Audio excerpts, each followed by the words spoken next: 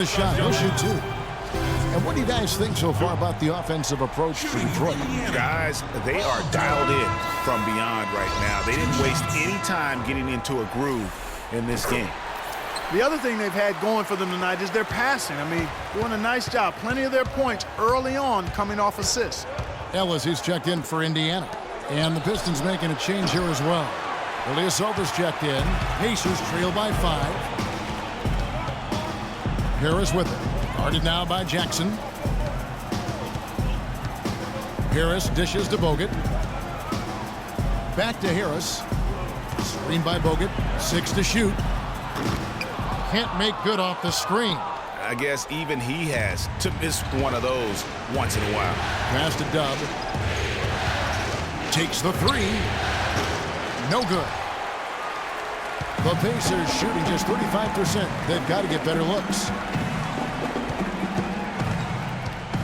Outside, George. Screen by Ellis. And George kicks to Ellis.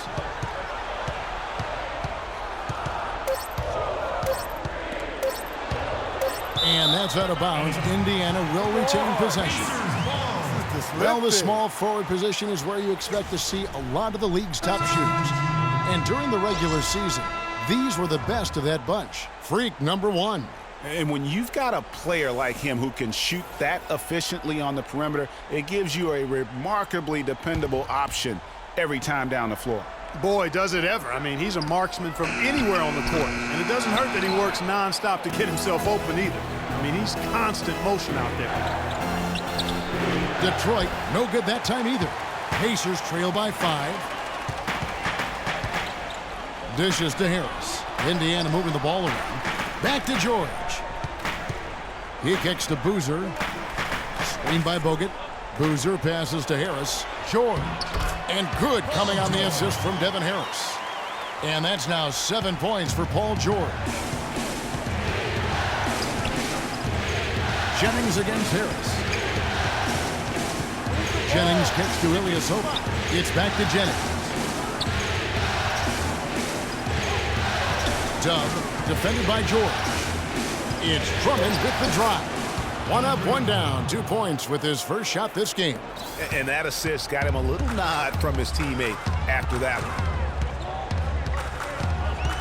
On the wing, Ellis. The 3. That one's all good. Now he's 3 for 5 from the field. That was simply a defensive breakdown there, Kevin. He was all alone for that shot. It was a warm-up jumper. Let's check out what Doris Burke has for us. Well, Kev, Freak in the last matchup against the Pacers was just a man on a mission.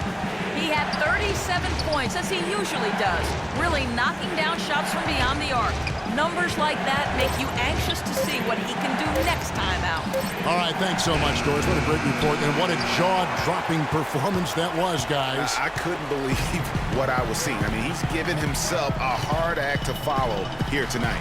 You know what? But as good as he was, it's hard to think there won't be at least some sort of carryover effect, guys. I mean, he still has to be riding pretty high. Out of bounds, Indiana takes possession. And that's just carelessness there. I mean, you have got to have your head in the game. Turner's checked in for Indiana. Solomon Hill comes in for George. Morris is checked in for the Pistons. Now here is Harris. Turner with a screen for Ellis. Right side, Boozer. No good. That would have tied it. Detroit's gone 1 of 3 from way outside since the start of the second quarter. Wasted no time on that one. And that's now 10 points for Freak. He shot the ball exceptionally well as they've built this lead for themselves here. Morris against Hill. Harris outside. The 3. And it's Meeks with the rebound. And no excuse there for missing that one after being freed up by a great pick. Yeah, I agree with you. I mean, they came away empty, but they got the look they wanted, and really, I like the movement and communication there. Now Morris, after Devin Harris's three-pointer that didn't go. Harris on the double team. Dub the pass to Drummond. Meeks outside, and he gets it to go. And it's a 7-point Piston lead. And he found the perfect spot behind the arc there. Big gap in the D. Guys, they're looking for a way to score here. Yeah, they've had a tough time getting the lid off the basket so far. Hill kicks to Ellis. Up off the screen. And it's laid up and in by Harris. You know, that's been a big part of their offense in the early stages. I mean, their success working the ball inside and getting points from close range, right at the rim. And Clark, they might as well keep doing it. I mean, attack the basket until the defense makes an adjustment. Catching up on the changes now for Indiana. Jordan Hill, he's checked in for Boozer. Rodney Stuckey's subbed in for Devin Harris. Detroit also making some changes. Johnson, he's checked in for Drummond. Johnson comes in for Meeks, and it's Jackson in for Brandon Jennings. And the Pacers with possession here, following the bucket by the Pistons. Stuckey dishes to Ellis. From outside the arc, that one goes. Count it. Ellis has got a couple of three-pointers in the second for the Pacers. You know, his ability is matched only by his energy, guys. I mean, he's usually in the middle of everything for his team. The drive by Jackson, no good. And it's the Pacers taking it the other way. Stuckey passes to Ellis. Hill left side. Outside Hill. And there's the feed to Ellis. Turner with a screen on Johnson.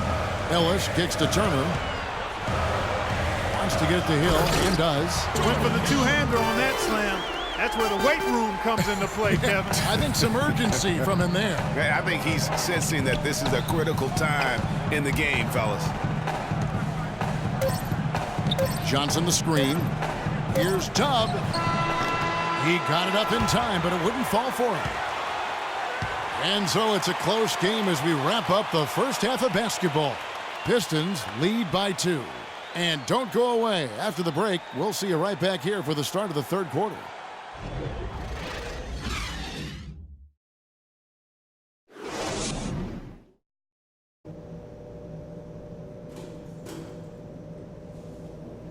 And now, let's hear it. We go. And we're set to get started again for the next bit of action in this game 3. Wow, this game just a commanding performance for Dub. He has 12 points, and he's hit the mark twice from three-point range as well. And Clark, it's no stretch to say the more points he gives them from beyond the arc, the better off they'll be. Checking out the group for Stan Van Gundy to start the second half. Dub, he's in at small forward. Jennings and Meeks in the back. Ilyasova out there with Andre Drummond. Some hang time on that rim puts a little whipped cream on that angel food cake there. It's a tight ball game, and those displays of strength, Clark, can get one team rolling. Agreed. And also the other on its heels. Let's see how this one turns out. Bogut dishes to George.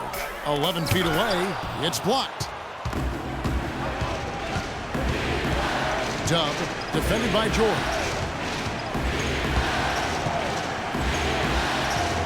The kick out to Ilyasova. Connects from three-point range. Ilyasova's got the lead up to 7 now for the Pistons. The Pacers shooting just 39% from the field, struggling to find that net. Screen by Bogut. Hill kicks to Ellis. Tried to answer back, but that three is off the mark. That's not how you want to kick off the second half with 3 straight misses. Dub, he's guarded by Ellis. Here's Drummond, and he jams it with authority. And doing a great job here just stringing together solid possessions as they build that lead up. I tell you, there's no substitute for consistency, Greg. You know that, I know it. You can stay in control of the game. They'll stay in control of it if they see. Let them know how great they were and make some noise.